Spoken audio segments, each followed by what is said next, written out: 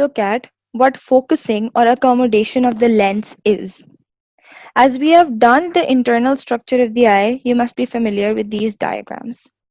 Adjustment or focusing of the optics of the eye is to keep an object in focus and to form a very clear image on the retina. We have two different kinds of objects. First is a distant object, which is very far away, such as the sun. And the other will be a near object, which can be your mobile, which can be your book, which you're reading. Now, in the distant object scenario, we assume that the light rays are coming parallel.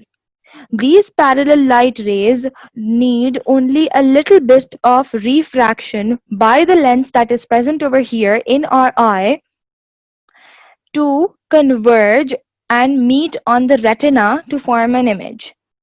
By physics concepts, we already know that where the light rays will be meeting and intersecting, there the image will be formed.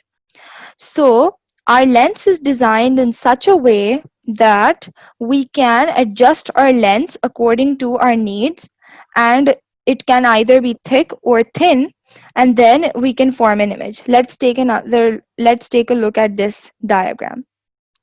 Ciliary body and suspensory ligaments.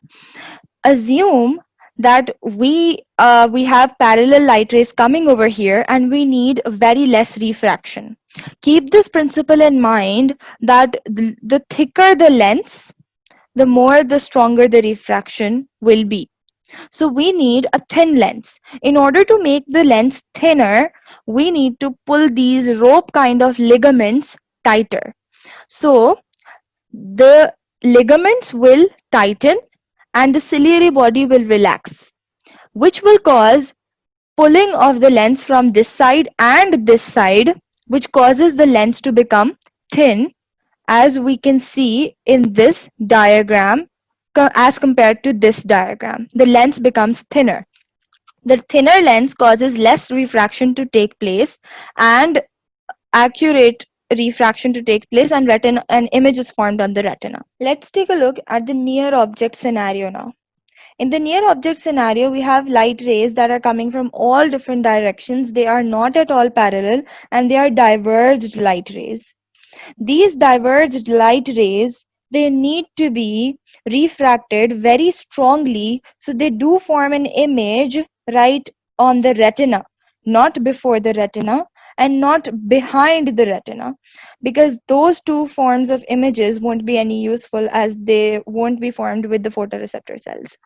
So in order to have more strong refraction, we need to keep that principle in mind. The thicker the lens, the stronger the refraction, and we need to have a thicker lens in this scenario.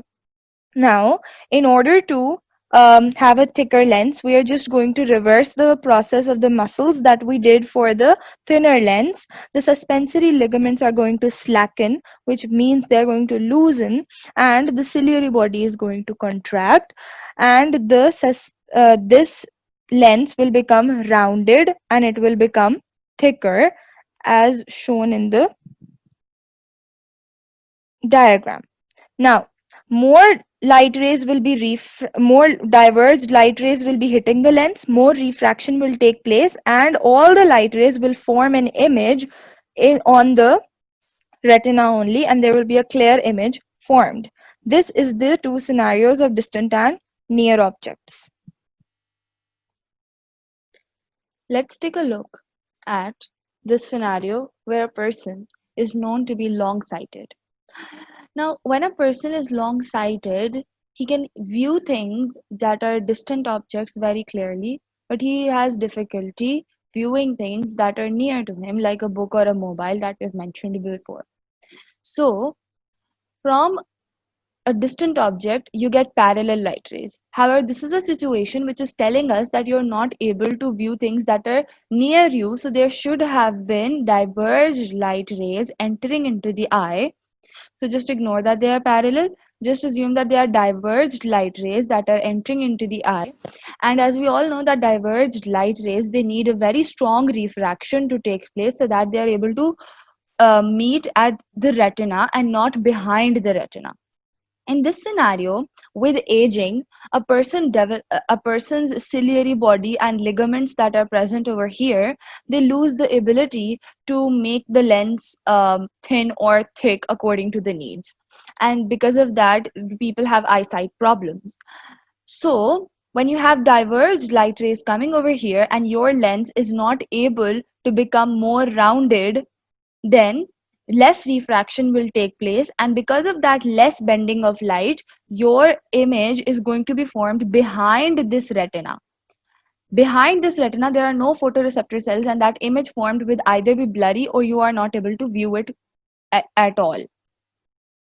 So as a correction to this, we have glasses on. Now spectacles for this long sightedness problem use convex lenses. What do convex lenses do? Convex lenses are going to converge the diverged light rays that are coming over here. They're going to refract them and to a certain degree. And after refracting those light rays, they are going to be further refracted by this lens, which remains in its position. It is not able to change. It is not able to change its thickness or curvature. And when there are two lenses trying to refract the same diverged light rays, the refraction automatically becomes stronger and the image is formed on the retina, which is how we correct the problem of long-sightedness and hypermetropia, in other words, which is not necessary to remember. Now let's take a look at the problem of short-sightedness.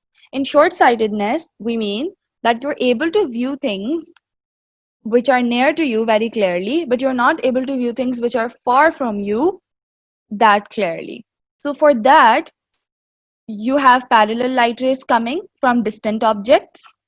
Now these parallel light rays are correctly drawn.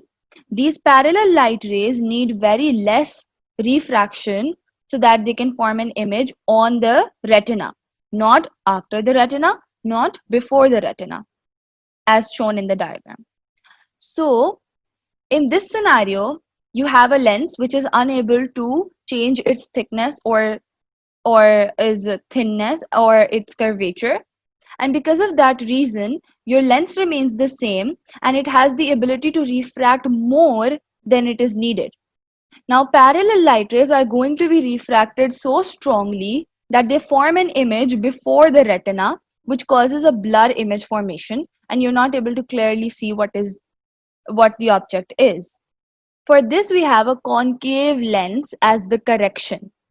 What a concave lens does is it diverges the light rays. Why are we diverging the light rays in this scenario? We are diverging it because we have a basic lens which carries out a very strong refraction. And for parallel light rays, this is not suitable. But for diverged light rays, it will be suitable to have a very strong refraction so that the image can be formed on the retina. So these parallel light rays first hit the concave lens. Concave lens diverges them to a certain extent, and then they hit this basic lens which is in our eyes, and this causes stronger refraction to take place and the image is formed on the retina. These are the two problems that people face due to aging, and these are the corrections for these, and spectacles is usually the correction, and this is the science behind.